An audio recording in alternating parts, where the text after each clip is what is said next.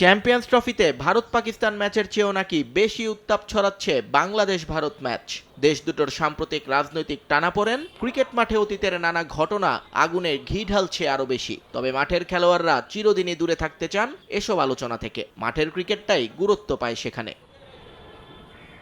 কিন্তু ক্রিকেটাররা যতই দূরে থাকুক না কেন, আলোচনা তো আর থেমে থাকে না। তাই তো বিসিবি পরিচালকও মনে করেন ভারতের বিপক্ষে ম্যাচ দিয়ে আসর শুরু চ্যালেঞ্জিং হবে টাইগারদের জন্য।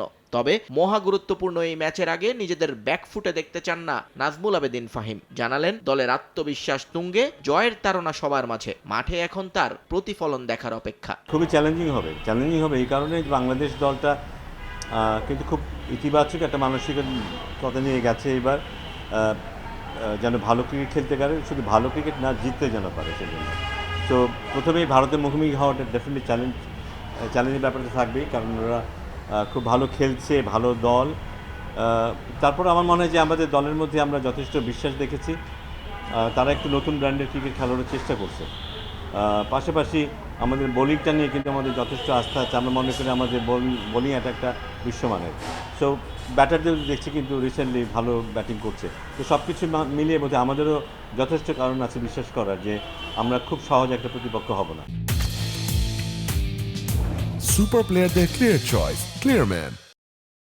এবারের চ্যাম্পিয়ন্স ট্রফি দিয়ে আনুষ্ঠানিকভাবে এক নতুন দিগন্তের দিকে হাঁটতে যাচ্ছে বাংলাদেশ। সাকিব তামিমের মতো দুই মহাতারকাকে বাদ দিয়ে দল সাজানো যার প্রাথমিক ধাপ। বিসিবি কর্তার বিশ্বাস, স্কোয়াডে অভিজ্ঞতা এবং তারুণ্যের যে মিশেল হয়েছে, এটাই এগিয়ে রাখবে লাল সবুজকে। একটা দলে কিন্তু কম্বিনেশনটা ভালো করার জন্য বিভিন্ন ধরনের খেলোয়াড় দরকার।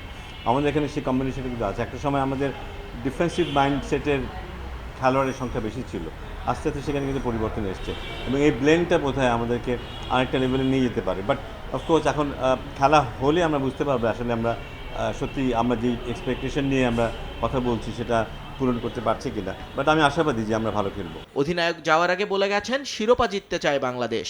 দলের সাম্প্রতিক পারফরমেন্স বিবেচনায় নিলে কথাটায় সাহস না বোকামি প্রকাশ পেল জানতে চাওয়া হয়েছিল বিসিবির ক্রিকেট অপারেশনস চেয়ারম্যানের কাছে। তিনি উত্তরটা দিলেন একটু আলাদাভাবে। চ্যাম্পিয়ন হতে পারবো কিনা I am not sure about that. কোনো ব্যাপারে নিশ্চয়তা নেই, কিন্তু অনেক দূর যাওয়ার মতো শক্তি এই দলটার আছে। বাট একেবারে যে যাবেই সে নিশ্চয়তাও দেওয়া যায় না। কিন্তু একটা সময় ছিল যখন আমরা বলতাম যে না, ভালো খেলতে পারলে হলো, হয়তো আমরা যেতে পারবো। বাট আমার মনে হয় সেই কাজ থেকে বোধহয় একটু বেরিয়ে এসেছি আমরা। আর একটু শক্ত করে আমরা এখন বলতে পারবো যে না, আমরা আরো শক্ত প্রতিপক্ষ। নিয়ন মুহাইমিন, সময় সংবাদ।